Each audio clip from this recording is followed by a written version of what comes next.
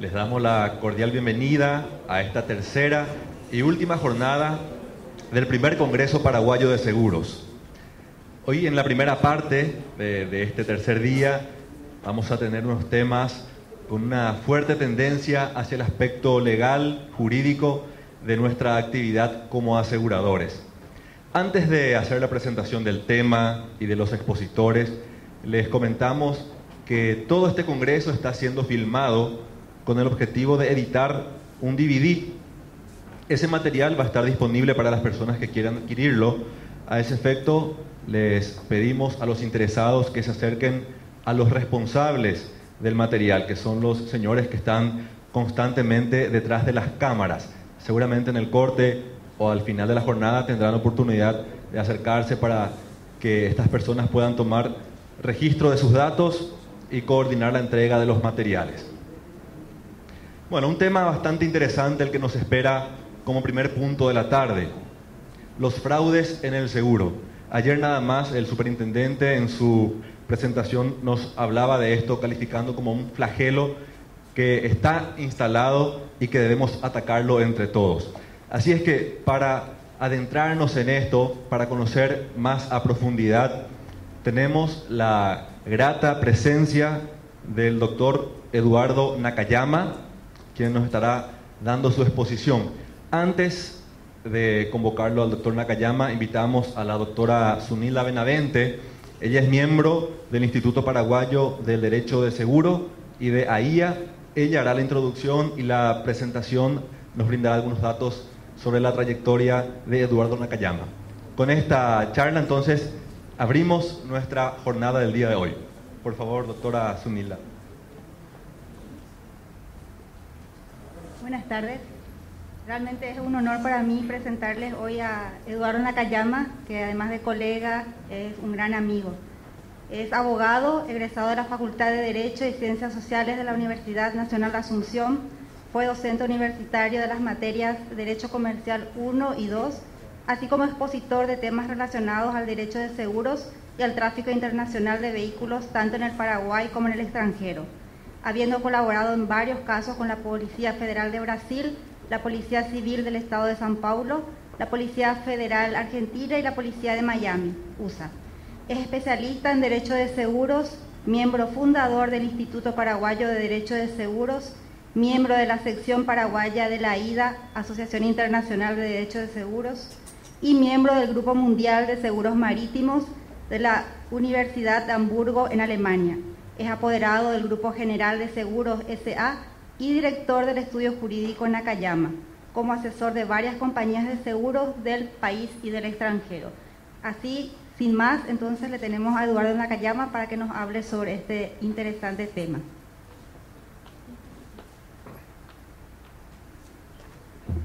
Muchas gracias, Suri, por la presentación. Queremos tener una didáctica un poco diferente para que se pueda llegar. En primer lugar, quiero felicitar a los organizadores, la persona de Federico Mujica, presidente de la asociación también, Antonio Bacaro, a Hugo Wittner y a todos los que estuvieron colaborando aquí, Rubén Rapenecker, Alfredo Prete, porque realmente nunca hemos tenido un congreso de seguros específicamente. Hemos tenido sí otros congresos, los que estamos más en el ámbito del derecho, hemos estado participando en congresos de derecho de seguros, pero no así congresos de seguros donde se traten también temas técnicos. Entonces, pese a que Diego dijo que esta sección va a ser más volcada al ámbito jurídico, nosotros vamos a tratar de aterrizar también en el campo práctico, en lo que es el día a día de las compañías de seguros, lo que es el fraude para lo que son departamentos de siniestro, etcétera, etcétera. Bueno, como dijo Diego, también este es un flagelo muy terrible para nuestras compañías, no solamente en Paraguay, sino también en el extranjero, que afecta en forma cada vez más impactante en lo que son las tarifas que se tienen que aplicar. Y muchas veces las compañías de seguros son reticentes a invertir dinero en evitar este tipo de fraude, y finalmente el que termina pagando es el consumidor final, el asegurado. Entonces, Para tratar de identificar un poquito este flagelo, vamos a tener la definición de lo que es el fraude, la estafa, lo que es la buena fe, el dolo, la reticencia, el fraude en el seguro como concepto, los defraudadores, el perfil que tienen ellos, ejemplos de fraude en el seguro, que es donde más queremos centrarnos, porque quiero decirles también que este material que estamos pasando ahora no va a ser el que va a estar colgado en la página web de la asociación. El material que vamos a colgar en la página web de la asociación es un material un poco más extenso y más escrito. Entonces ahí ustedes van a poder tener la posibilidad de leer ya, digamos con más detalle, este flagelo, o sea, lo que pudimos hacer sobre esto. Aquí vamos a tratar de enfocarnos en los casos prácticos que son los que nos afectan en el día a día. ¿Qué significa fraude?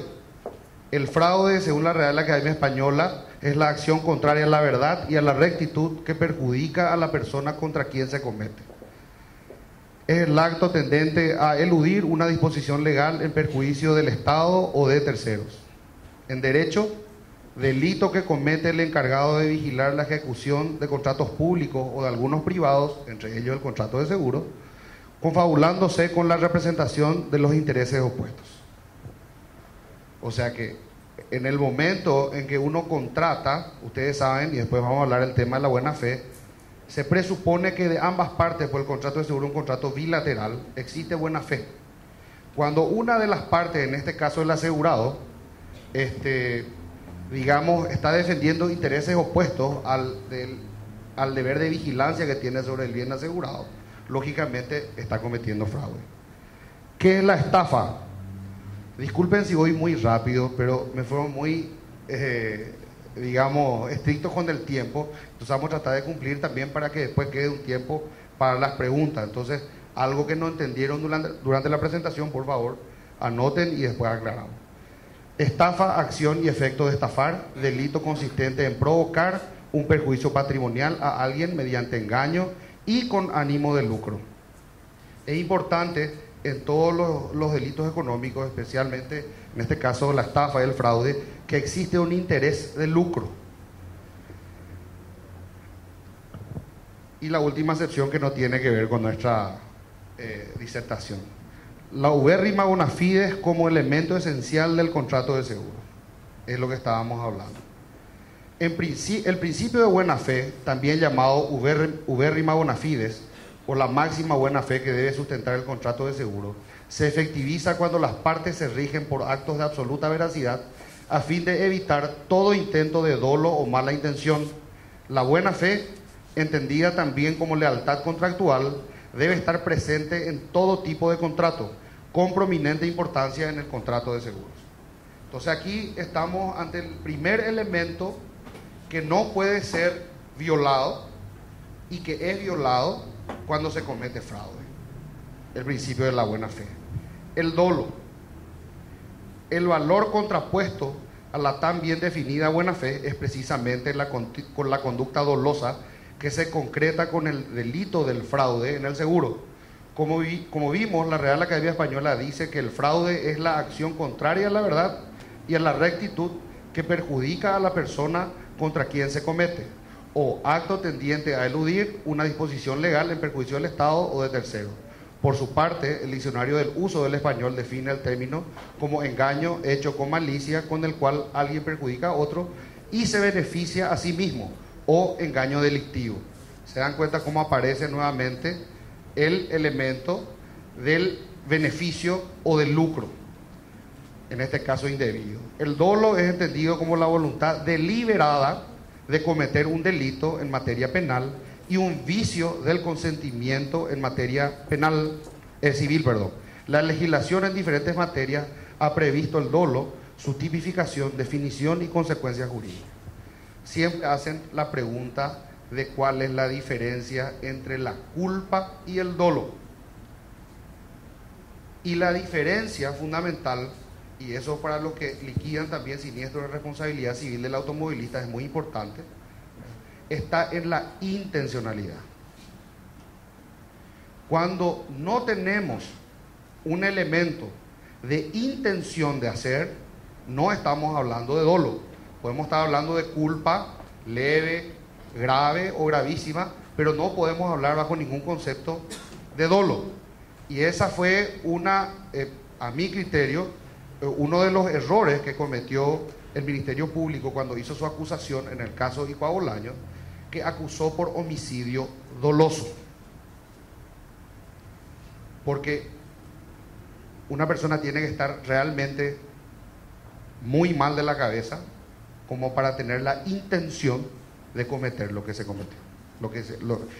Hubo una negligencia terrible, gravísima, pero no hubo el elemento de la intencionalidad, que es lo que delimita la a veces frágil frontera entre lo que es la culpa y lo que es el dolo. La culpa tiene sus propios elementos, ¿verdad? Puede ser por negligencia, imprudencia, impericia, pero el elemento presente siempre para que haya dolo es la intencionalidad.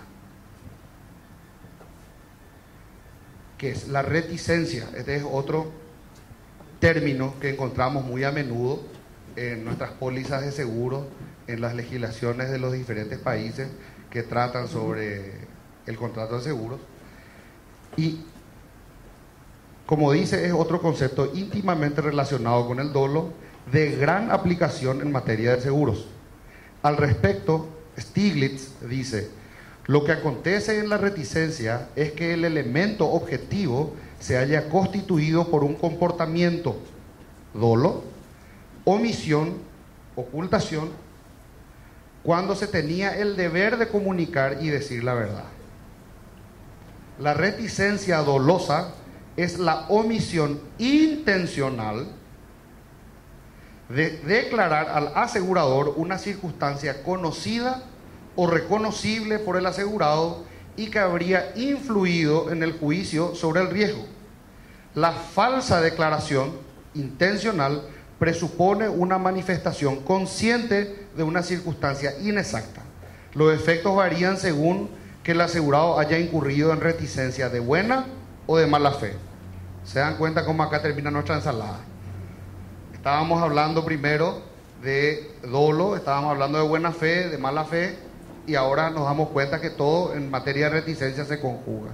Porque la reticencia puede ser de buena fe. Aquí, cuando nosotros vamos a hablar del fraude, estamos hablando de reticencia de mala fe. Cuando uno deliberadamente oculta una información que es importante para que el asegurador conozca el estado real del riesgo y no lo hace. Ya adentrándonos en lo que es el fraude en sí, es casi imposible enumerar toda la gama de fraudes que pueden relacionarse en el seguro. Desde exageración de lesiones en un siniestro que efectivamente ocurrió, hasta la invención llana y simple de un hecho que nunca existió. ¿Se dan cuenta la primera gama que tenemos?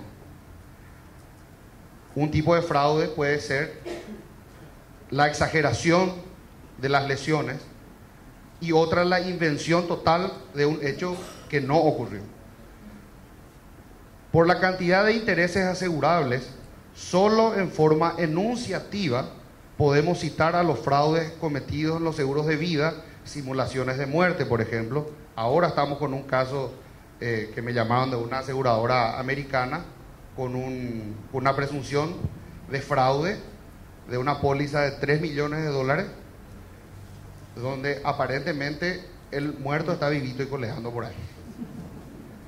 O sea que ese tipo de casos se repite cuando se habla de seguros de vida. Aquí en nuestro país, como ustedes saben, el seguro de vida no está muy desarrollado como en otros países, incluso de la región, pero existen las pólizas que se toman fuera de las fronteras, ya sea generalmente en los Estados Unidos o en Argentina, en Brasil, etcétera, etcétera. De salud, falsificación de diagnósticos y recetas, porque eso también ocurre. Uno se rompe la pierna y como que se queda paralítico más o menos cuando se tiene que ir a reclamar el seguro. Eso también tenemos mucho, eso es parte de lo que se conoce como exageración. Recetas. te recetan un paracetamol y vos le agregaste diclofenac, venda, yeso, muleta, silla de ruedas, etcétera, etcétera. Seguros de automóviles, desde exageración de daños hasta robos inexistentes.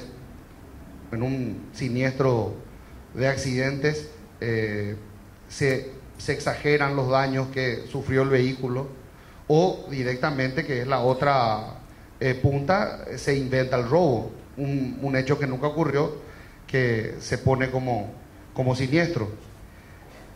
De robos de valores en tránsito, confabulación de transportadoras de caudales con delincuentes. Eso también es algo que escuchamos todos los días en las noticias, ¿verdad? Que había sido que el guardia o uno de los guardias era luego amigo de, y que le pasó luego el dato de, etcétera, etcétera. O sea, ese tipo de casos tenemos también con bastante frecuencia, y como vamos a ver más adelante, hay veces que hay confabulación también al momento de la suscripción del riesgo con agentes, incluso funcionarios también de las compañías de seguro. Fraude de tarjetas de crédito. Aquí, cuando hablamos del fraude, hablamos en carácter general, tanto fraudes cometidos por el asegurado como por terceros también, ¿verdad? Y el fraude de tarjetas de crédito, yo creo que a más de uno en esta sala le habrá ocurrido que le aparecen compras hechas en México o en Turquía, etcétera, etcétera, países donde uno nunca visitó. ¿Verdad? Entonces eso es algo también que pulula bastante en los últimos tiempos.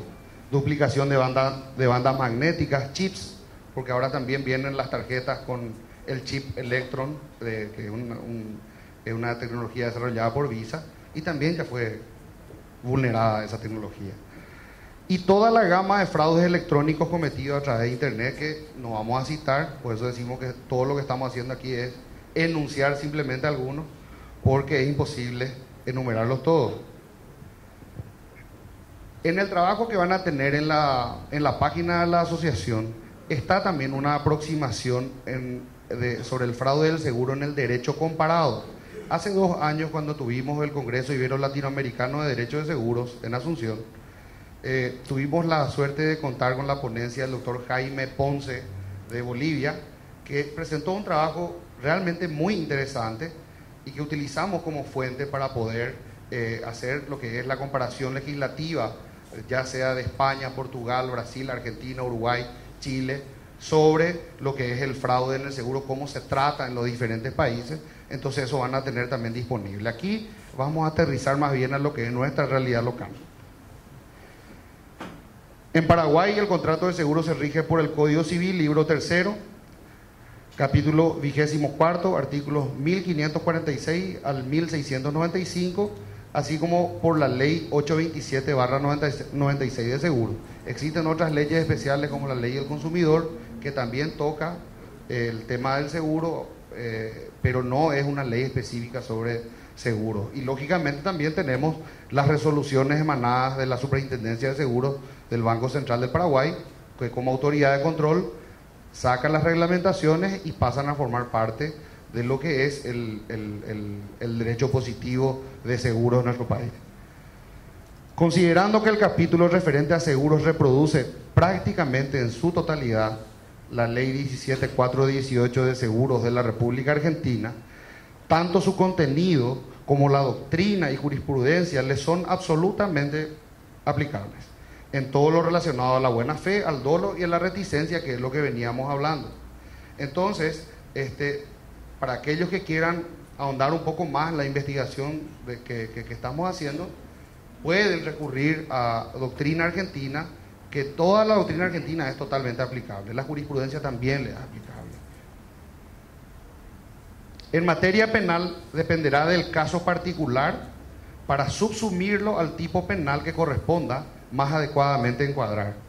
Como posibles hechos punibles cometidos como fraude contra el seguro podemos citar la lesión de confianza, la defraudación, la estafa y un tipo penal específico introducido en nuestro Código Penal, que es el siniestro con intención de estafa. Nuestro Código Penal nuevo es una adaptación del Código Penal alemán. Por eso es que tuvo también muchas críticas, sobre todo en la parte procesal, en lo relacionado a las medidas sustitutivas o alternativas a la prisión preventiva.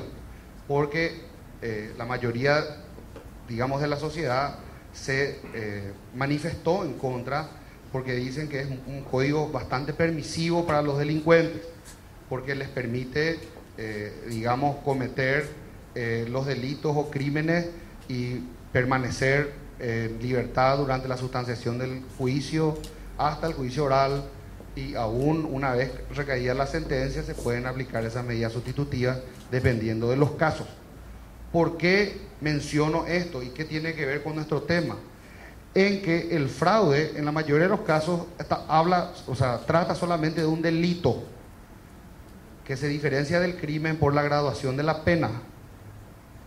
Un crimen sería un asesinato, un fraude sería un delito. ¿Se entiende? Entonces, cuando hablamos de delitos, es más fácil que se apliquen medidas sustitutivas o alternativas a la prisión preventiva. Entonces, eso de alguna manera, como vamos a ver luego en las conclusiones, de alguna manera facilita o incita a que la gente siga cometiendo los fraudes porque no tienen penas.